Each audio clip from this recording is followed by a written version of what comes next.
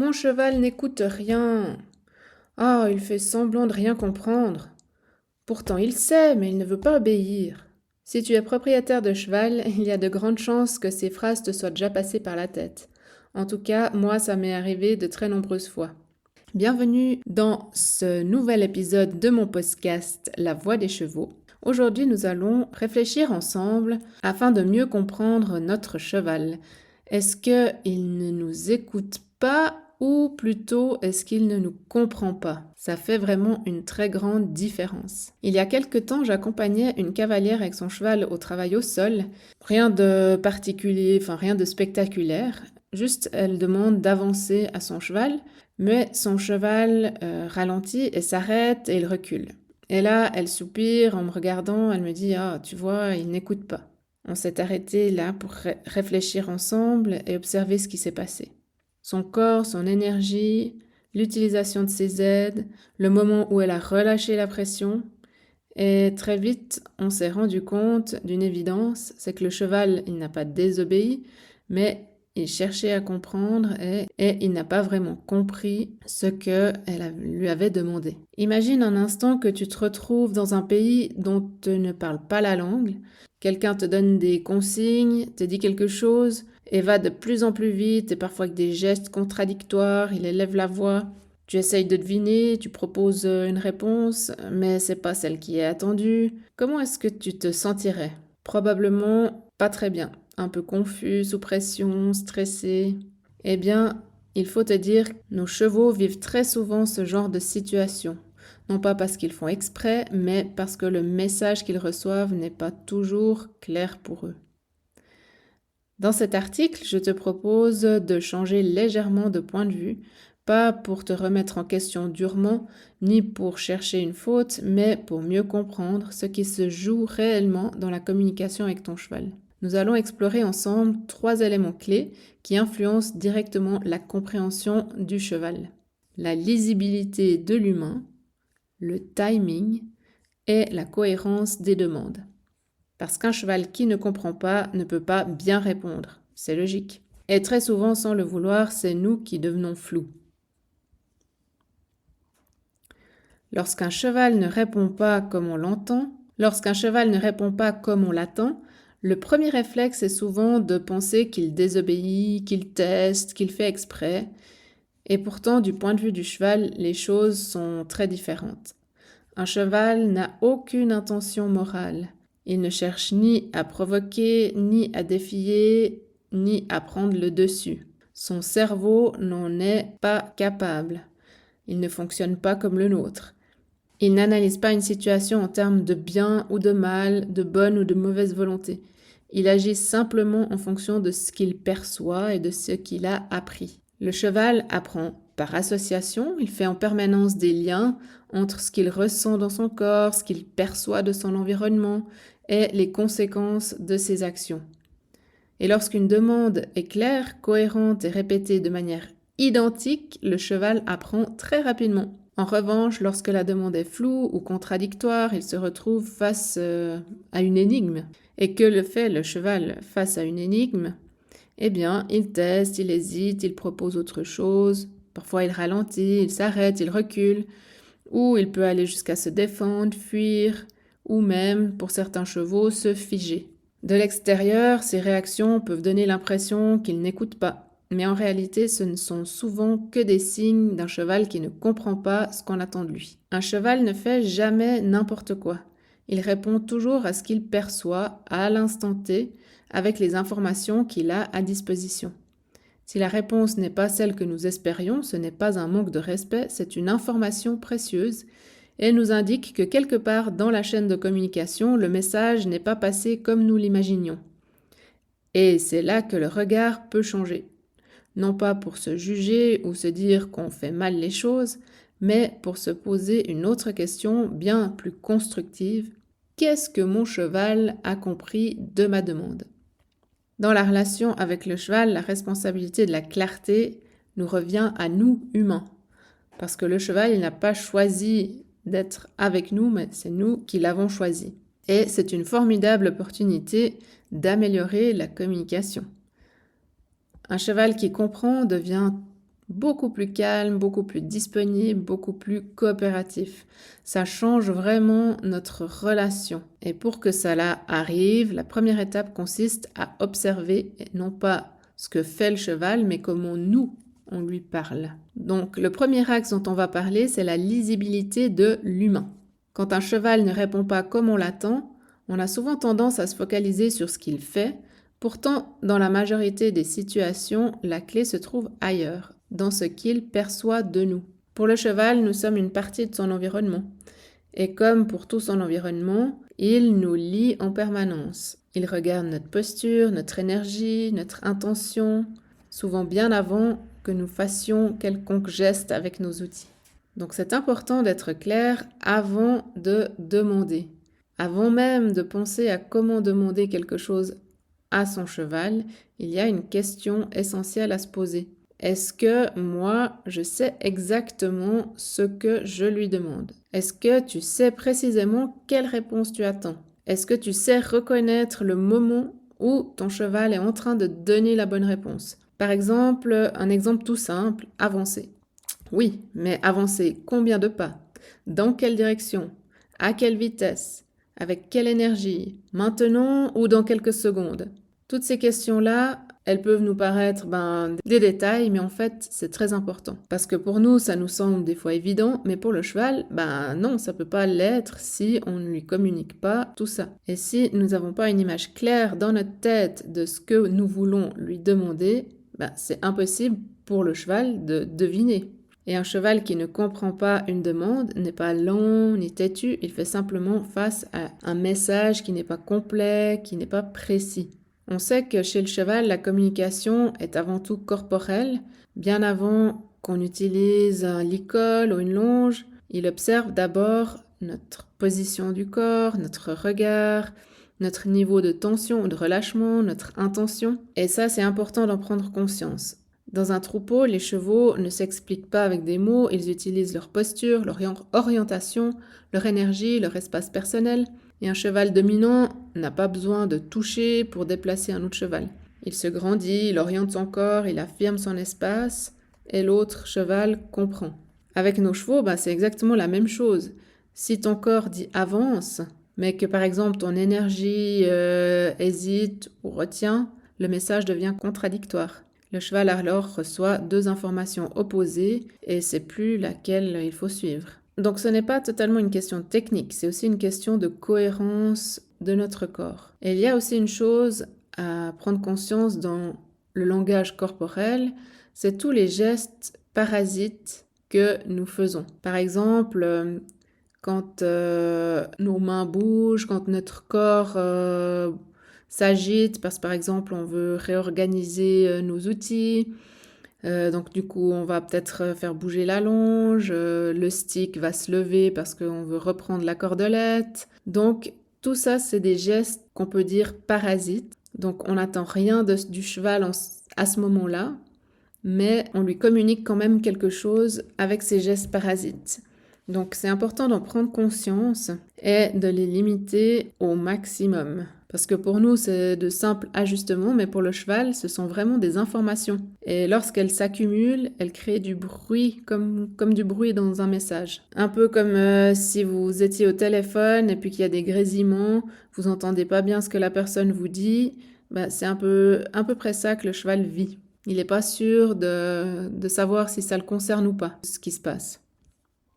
Donc réajuster ses outils, oui, mais apprendre à le faire sans envoyer de nouvelles demandes involontaires, c'est fondamental pour devenir lisible. Plus le message est brouillé, plus le cheval hésite, et plus il hésite, plus on a tendance à demander plus fort. Ce qui nous amène à une phrase clé à garder en tête à chaque séance.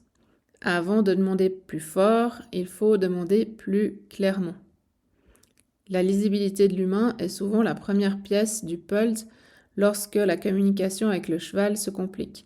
Et la bonne nouvelle, c'est que c'est un élément sur lequel nous avons un immense pouvoir d'action. Pour l'axe 2, je vais vous parler du timing. C'est le moment où tout se joue. Même avec une demande claire et un corps lisible, il reste un élément absolument central dans la compréhension du cheval, c'est le timing de l'enlèvement de la pression. C'est vraiment là que le cheval apprend que la réponse qu'il a donnée est la bonne réponse. N'oubliez pas, la pression, elle motive et c'est le relâchement de la pression qui enseigne au cheval que ce qu'il a fait était ce qu'on attendait de lui. Donc la pression, elle sert uniquement à motiver le cheval à chercher une solution. Tant qu'elle est présente, le cheval teste, ajuste, et puis le véritable apprentissage se fait au moment exact où la pression disparaît. C'est pour ça que c'est important d'enlever cette pression au moment où le cheval est en train de donner la bonne réponse. Et lorsque le timing est juste, l'apprentissage est souvent très rapide, très fluide, et ça rassure le cheval. Et lorsque le timing est flou, le message devient confus, même si l'intention de départ est bonne. Je sais qu'un mauvais timing n'est presque jamais volontaire, il est souvent lié à notre émotion, notre impatience, notre envie de bien faire, ou simplement un manque de conscience de ce qui se joue à ce moment-là. Mais voilà, le fait d'en prendre conscience va déjà vous faire bien avancer. Alors les erreurs de timing les plus fréquentes qu'on observe, c'est par exemple relâcher trop tard. Le cheval a donné la bonne réponse, mais la pression continue encore quelques secondes. Et résultat, le cheval ne sait plus exactement quelle partie de son action était juste. Il y a aussi le relâcher sur une mauvaise réponse. Parfois, sans le vouloir, on enlève la pression alors que le cheval n'a pas encore trouvé la solution attendue. Parce qu'on se dit « Ah, mais il trouve pas, qu'est-ce qui se passe ?» Et puis, on enlève la pression et pour lui, le message, c'est que c'était la réponse à donner en fait. Donc il va la reproduire et vous allez devoir demander de plus en plus fort pour obtenir la réponse souhaitée. Et on observe aussi souvent qu'on relâche parce qu'on a un peu peur dans une situation par exemple où le cheval hésite, se tend, il propose autre chose assez fortement et l'humain, parce que les émotions prennent un peu le dessus, relâche la pression pour éviter que le cheval continue dans la mauvaise réponse. Et c'est dans ces cas-là que les mauvais comportements peuvent devenir des comportements appris. Donc il faut faire vraiment très attention parce que le cheval apprend un bon ou un mauvais comportement de la même manière. C'est quand on relâche la pression qu'il apprend le comportement. Pour lui, il n'y a pas de bon ou mauvais comportement. Il ne peut pas savoir ce qui est bien ou mal. Là, il faut vraiment en prendre conscience. Pour le cheval, un timing imprécis est extrêmement déstabilisant. Il ressent de la confusion, du stress et il a besoin de tester davantage pour comprendre. Avec le temps, ces tentatives deviennent parfois plus fortes, plus rapides, plus marquées. Ce sont alors des comportements qu'on qualifie de problématiques. Agitation, résistance, fuite, opposition.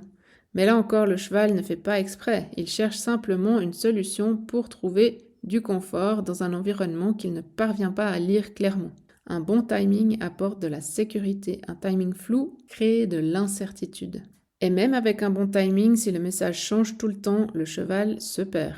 Donc, c'est ce qui nous vient à parler de l'axe 3, la cohérence des demandes. Même avec une bonne lisibilité et un timing juste, la communication avec son cheval peut rester fragile s'il manque ce dernier ingrédient essentiel qui est la cohérence. Pour le cheval, apprendre, c'est reconnaître des repères stables dans un monde qui pour lui peut vite devenir imprévisible.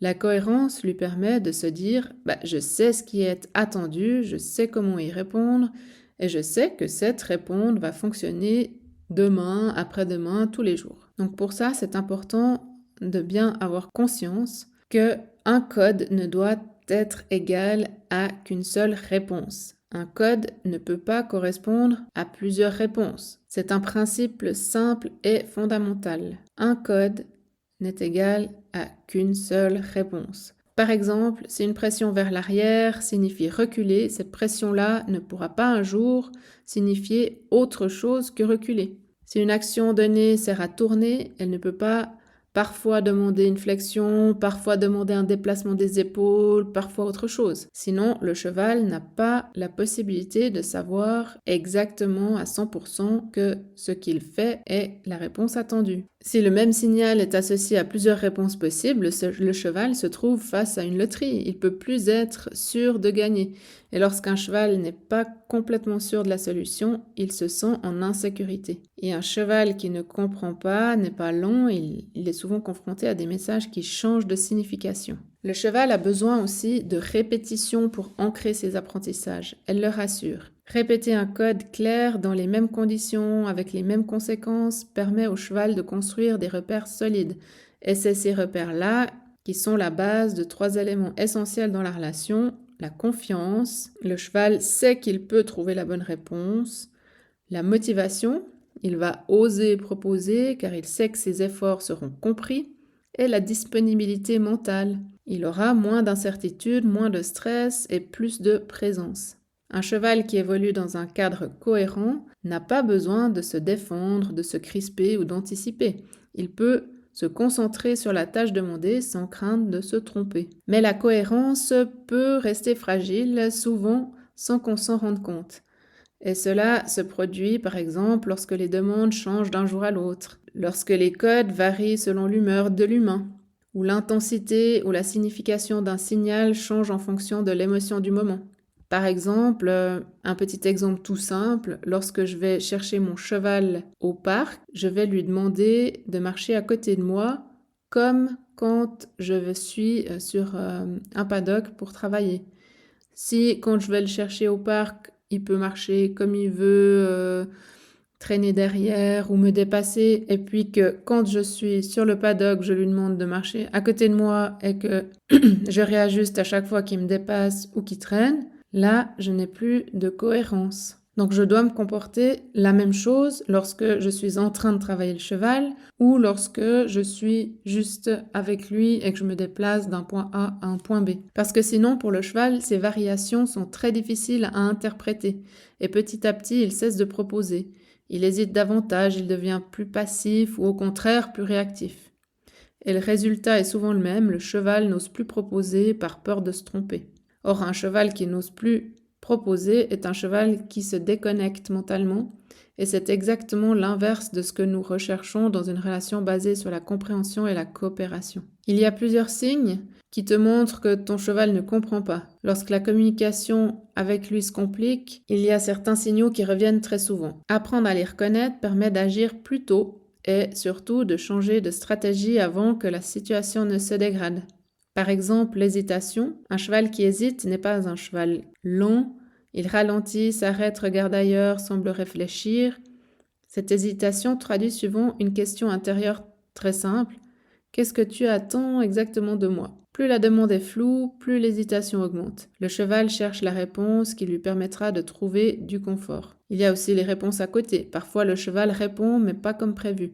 Il avance quand on voudrait qu'il tourne, il s'arrête quand on demande d'avancer, il déplace une autre partie de son corps que celle attendue.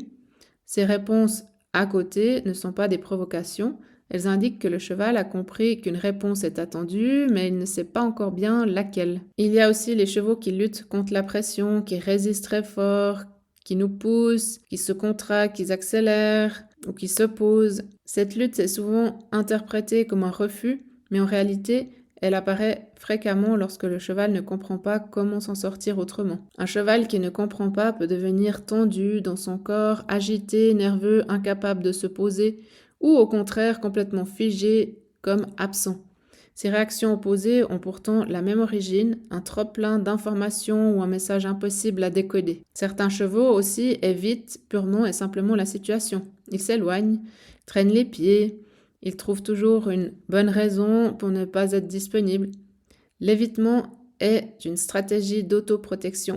Quand une situation devient incompréhensible ou inconfortable, le cheval cherche naturellement à s'en éloigner. Et puis, il y a aussi des signaux qui sont beaucoup plus forts, comme l'explosion émotionnelle, donc un départ brusque, un cabré, un demi-tour précipité, une agitation soudaine. Ces explosions ne surgissent jamais par hasard, elles sont souvent l'aboutissement d'une incompréhension prolongée, combinée à du stress ou à une accumulation de pression. Et à ce stade, le cheval n'est plus dans l'apprentissage, il cherche simplement à faire cesser une situation qu'il ne peut plus gérer. Et face à ces signaux, il est tentant de se dire que le cheval manque de respect, qu'il teste ou qu'il exagère, et pourtant, ce n'est pas un manque de respect, mais c'est plutôt un manque de clarté. Changer cette lecture permet souvent de transformer profondément la relation et d'ouvrir la porte à une communication plus apaisée, plus juste et plus efficace pour les deux partenaires. Alors, comment faire lorsque la communication avec son cheval devient floue, compliquée? La tentation, c'est souvent d'aller chercher une nouvelle technique, un nouvel outil, une solution plus avancée, mettre un mort plus dur, utiliser des éperons, etc. Et pourtant, bien souvent, la réponse se trouve ailleurs, dans le retour aux fondations, le retour aux bases. Revenir aux bases, ça signifie pas repartir à zéro. Ça signifie juste reclarifier tout le langage pour le cheval comme pour l'humain. Et le travail au sol est vraiment un outil très précieux car il met en lumière tout ce qui se joue dans la communication avec le cheval. Depuis le sol, tout devient beaucoup plus visible. Le langage du corps de l'humain, la cohérence, le timing du relâchement. Sans le cheval sous nous, sans la gestion de l'équilibre, des rênes, des jambes, ça devient plus facile d'observer ce qu'on envoie réellement comme message. Le cheval, lui aussi, dispose de plus d'espace pour proposer, tester et comprendre. Le sol permet de ralentir, d'affiner, de ressentir et surtout, il offre un cadre où l'erreur devient une information et pas un échec. Donc c'est un peu comme un laboratoire de communication qu'il faut envisager le travail au sol. Chaque demande, chaque réponse, chaque relâchement est plus lisible, plus accessible et plus juste. Et c'est souvent au sol qu'on se rend compte que l'on peut utiliser notre corps pour parler à notre cheval, que le timing influence directement la réponse du cheval et que la cohérence rassure le cheval. Ces prises de conscience, une fois intégrées, transforment ensuite naturellement le travail monté. Et un cheval qui comprend au sol comprendra beaucoup plus facilement une fois que vous serez sur son dos. Les bases posées à pied deviennent des repères solides ensuite, une fois qu'on est en selle. Le cheval reconnaît les codes, trouve les mêmes intentions, les mêmes structures, et le travail monté cesse alors d'être un combat ou une négociation permanente, il devient une continuité logique de ce qui a été construit au sol. Et c'est là que c'est un point essentiel à garder en tête. Ce n'est pas de revenir en arrière, c'est de consolider. Consolider la communication, consolider la confiance, consolider la relation. Et lorsque les bases sont claires, tout le reste devient plus simple, plus fluide et beaucoup plus agréable pour le cheval comme pour l'humain. Pendant longtemps, nous avons appris à chercher l'obéissance, un cheval qui répond vite, qui exécute, qui fait ce qu'on lui demande. Pourtant, à y regarder de plus près, ce n'est pas l'obéissance qui crée une relation sereine et durable, mais c'est la compréhension. Tout au long de cet article, nous avons vu que lorsque la communication se complique, ce n'est que rarement une question de mauvaise volonté du cheval. Bien souvent, il s'agit d'un message qui se brouille quelque part en chemin. Et les 3 piliers reviennent alors systématiquement. La lisibilité de l'humain, le timing de l'enlèvement de la pression et la cohérence des demandes. Lorsque ces éléments sont réunis, le cheval sait quoi faire, comment faire et surtout, il ose proposer. Il n'a plus besoin de se défendre, de tester, de fuir, il peut simplement répondre. Un cheval qui comprend devient naturellement coopératif. Cela ne demande pas d'être parfait, cela demande surtout de prendre le temps d'observer, d'ajuster, de se questionner, de se remettre en question, de regarder ce que l'on envoie avant de chercher à corriger ce que fait le cheval. Chaque séance devient alors une occasion d'affiner la communication, pas de réussir à tout prix, et c'est souvent dans cette posture-là que les plus belles évolutions apparaissent, chez le cheval comme chez l'humain. J'espère que cet épisode vous aura permis de vous poser de nouvelles questions, de réfléchir à comment vous pouvez aider votre cheval en communiquant mieux avec lui et à mieux le comprendre. Je vous souhaite plein de belles choses avec votre cheval et vous dis à tout bientôt pour un prochain épisode.